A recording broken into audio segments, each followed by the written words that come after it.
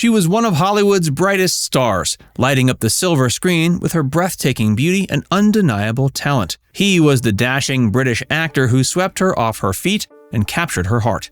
Vivien Leigh and Laurence Olivier were the undisputed royal power couple of Tinseltown, wowing fans with their on-screen chemistry and seemingly blissful romance. But behind the glitz and limelight, their real-life love story took an unexpected tragic turn. Join Factsverse as we present He Was the Love of Vivien Leigh's Life, but it ended so tragically. A Hollywood match made in heaven. Vivien Leigh and Laurence Olivier undoubtedly lived out one of history's most storied Hollywood love affairs. When the dazzling young actress with the famed beauty first met the dashing, eminent British thespian and soon-to-be Baron in 1936, the intense attraction was immediate. So began a nearly quarter-century of passion and devotion, explored through hundreds of love letters, 2 marriages brought together and torn apart, triumphs and breakdowns, both professional and personal, that ran the gamut of human experience. From the start, Leigh labeled it, quote, that ridiculous joy, while Olivier proclaimed it, quote, this thing called love which caught me up. Tragically, the love was also not built to withstand the excess strain of mental illness and career pressures that ultimately consumed its core. The dizzying heights of romance. From Leigh's first sighting of Olivier backstage at London's Theatre Royal in 1936, while she was still a rising star and he an established name, fresh off a star turn in Wuthering Heights, she turned to a friend and pronounced, that's the man I'm going to marry. Olivier, though taken with Leigh's talent and beauty, which director Alexander Korda called the most incredible face, was married with an infant son.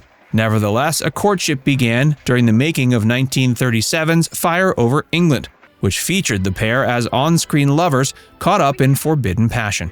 Sparks flew as Olivier was dazzled by what he termed Leigh's magical potion, an elusive quicksilver essence. As they conducted a secret affair over the next few years, Olivier wrestled with his desire for Leigh, pouring out his angst in longing love letters bursting with erotic longing.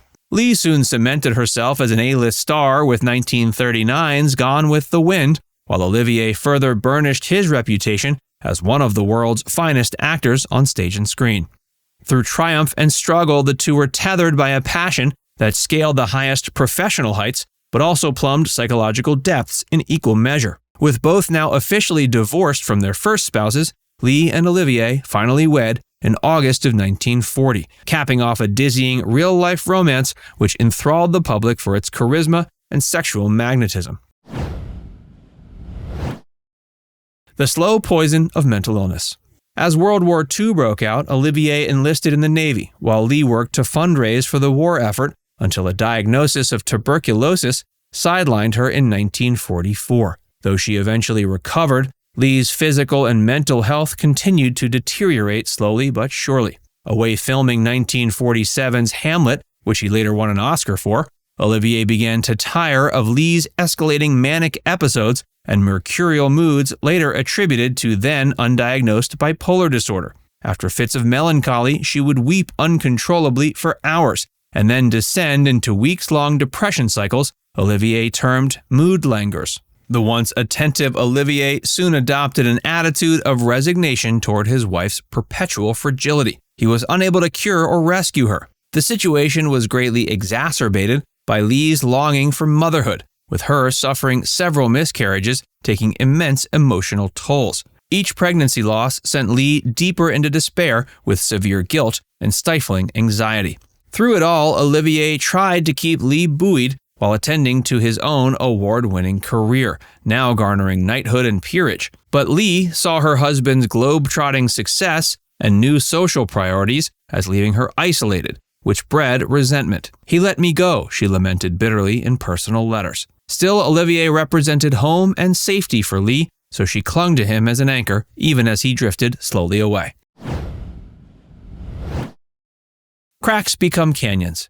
The final disintegration of the marriage happened between 1953 and 1960 in a slow unraveling, abetted by career pressures, mental breakdowns, humiliations, and affairs. The fissures split wide open when Leigh was dismissed from filming 1953's Elephant Walk, then replaced by Elizabeth Taylor. In the throes of hysteria, Leigh revealed to Olivier her affair with handsome co-star Peter Finch, which left him mortified. Already drained from non-stop caretaking duties, Olivier had reached his limit. It was temporarily soothed over for appearances and joint theater ventures, but the couple soon led essentially separate lives. Physically and emotionally ravaged at barely 40 years old, Leigh descended into a fog of melancholy, drinking, morphine addiction, suicidal despair, and manic outbursts. Olivier provided financial support, but kept a distance that shattered Leigh to her core. In an act of retaliation, she too engaged in extramarital affairs, hoping to arouse Olivier's long-lapsed jealousy, but to little effect. While starring in 1955's Titus Andronicus, Olivier allowed a tender connection to bloom with young actress Joan Plowright. By 1959, Leigh also latched onto actor Jack Merivale, who represented a final loving refuge as her fragility overwhelmed everything else. The next year, Olivier made their split official and tied the knot with Plowright. The love was not meant to last.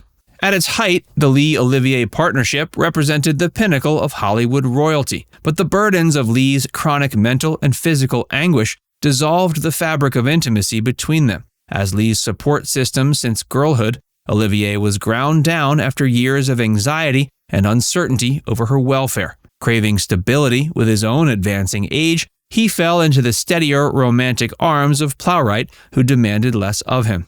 For sensitive Leigh, this rejection, coupled with persistent illness, stoked deep shame that destroyed her self-worth. Even strides like winning a second Oscar for A Streetcar Named Desire rang hollow without Olivier as her anchor applauding every triumph. Both battered souls still loved one another, but resentment and exhaustion ran too deep to forgive past grievances.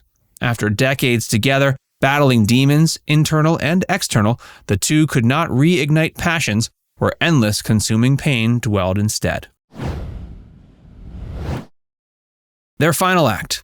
In divorce, Leigh clung to a flickering hope of reconciliation given their shared history. Olivier showed cursory concern but remained somewhat aloof to protect his broken heart and his new marriage. The two maintained a tenuous, bittersweet friendship, often with more shared sorrow than joy, at the gap now dividing them.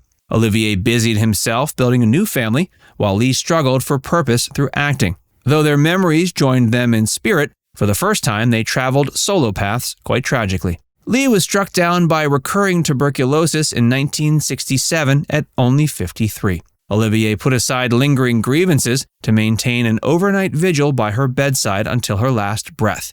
After a lifetime of turbulence between two titans and tempests, Leigh exited the world stage befittingly in her legendary love's arms as he caressed her softly. Quote, This was love, Olivier eulogized years later about his treasured Vivien. Now it's time to hear from you. What part of this story was most surprising to hear about? Let us know in the comments section below.